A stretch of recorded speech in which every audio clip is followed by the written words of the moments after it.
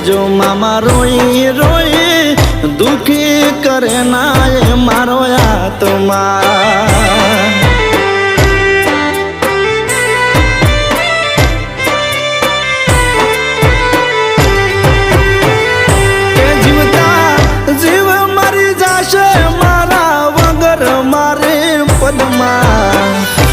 ખોટા પડ્યા આજે